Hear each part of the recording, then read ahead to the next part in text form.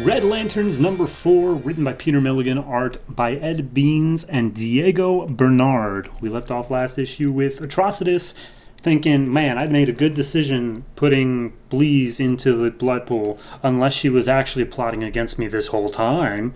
And this issue basically picks up with Atrocitus just running full tilt with that idea, 100%. He's chasing down one of the other Red Lanterns named Scalix, and he's like, hey, I just want to talk. I just want to talk to you, as he bashes him in the head. And he's like, tell me, was Bleeze telling you about any sort of plans to overthrow me? And Scalix is, of course, still stupid with rage, and he's like, I can't, He's like, all right, well, there's more than one way to figure out what you're thinking. And he goes full vampire on Scalix's neck in a very intimate panel. Like, just the look in Scalix's dead eyes, or anyway, he uses the blood for magic because, of course, blood magic, and he sees a memory of Bleeze back when she was rage stupid, being like, Atrocitus, kill, possible. And Atrocitus is like, okay, all right, that's very circumstantial evidence. I have no reason to pursue that with any sort of disregard. So immediately he does the next logical thing, and he takes Scalix and he throws him in the blood ocean. And Bleeze was like, dude, what are you doing?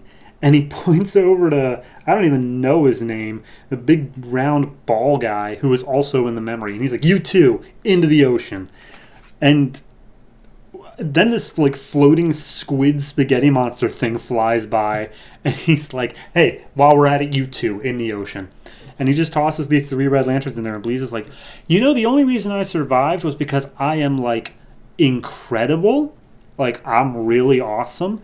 They're forced to relive their trauma now. They might not survive it. And he's like, I'm sorry. These are my lanterns, not your lanterns. You are my second in command. I don't want to hear your backsass right now. And then we see them down in the goop. And the first one we go to in the terms of reliving their traumas is Ratchet, who's the floating squid monster thing. And apparently he lived on a planet where they all have to stay isolated, and like touch and meeting out in real life is like totally forbidden. So he's been in some chat rooms and he made some plans with some guys to go out and actually meet up and like be real people.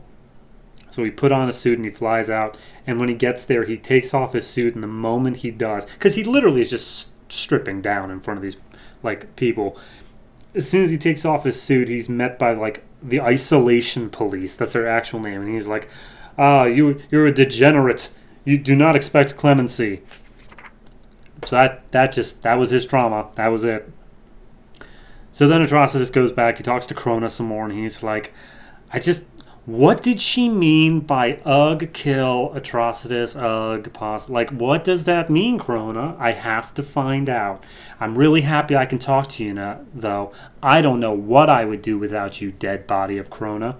And he looks over and he thinks he sees somebody hiding in the trees. He thinks it's Bleeze. He gives chase, but when he gets there, nobody's there. So then he's just super pissed. He flies off of his planet, and he's like, you know what? There's a planet out there that when the girls hit puberty, they cut out their eyes because it's stupid and wrong, and they're so full of rage. And so he busts into the ceremony and vomits his napalm blood all over the priest. And then he's like, and you know what? On Earth, there's a guy whose family is starving while the government and its lackeys are taking all this stuff and growing richer. But I'm not even here for him. I'm here for his wife because he abandoned their family while they were struggling so much. So he just breathes his vomit blood all over that guy, and he's like, I need more Red Lanterns to help me in my righteous quest to vomit all over these people in revenge. And then we see, still on Earth, those humans that we've been following, Jack and the other guy, and the other guy's like, hey, so I may or may not have thrown a Molotov cocktail into the window of the guy who killed her grandfather. You gotta hide me from the police. And Jack's like, what? No, I'm not gonna do that. And then the police show up, and he's like, "You just gotta. They'll believe you. You're a good kid. You don't do anything wrong because you're a goody little two shoes." And Jack's like, "No, you need to learn that there's some consequences for blind rage, buddy. So I'm gonna tell them the truth." And he's like, "Are you kidding me? Are you?" And they start getting in a fight. His name's Raymond, and finally the police knock on the door, and they both look at it. Cut back to Yzmalt. Bleez is just staring at them in the blood ocean. They've apparently been down there for hours, I guess. The one guy, the orb thing's name is Zilius Zox. He just has a panel where he's like, my name's Zilius Zox. And then we go back to Scalix.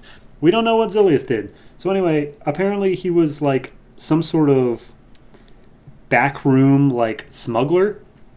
And some stuff went missing. And his boss was like, "I trusted you. You got greedy. I'm gonna have to get the truth out of you." And he's like, "Dude, I'm telling you the truth. We've worked together for so long. I'm telling you, I never took your stuff." And he's like, "Cool. Put him in the oven."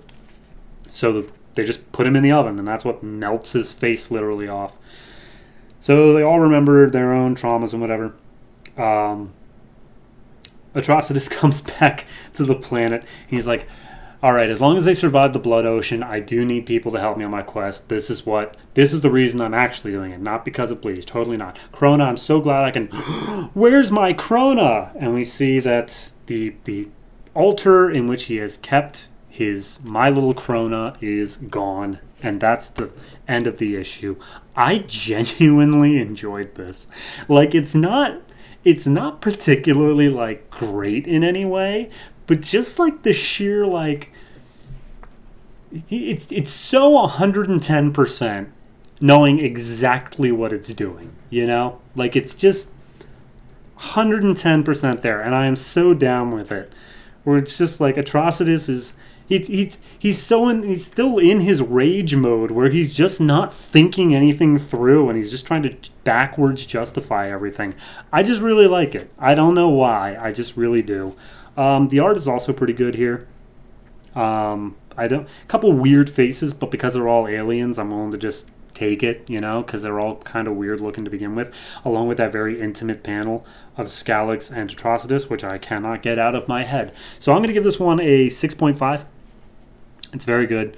I would definitely suggest checking out at least this far in. I can't make any guarantees for the next couple issues, but at least up to issue 4, I'm down with. So yeah, 6.5 for Red Lanterns.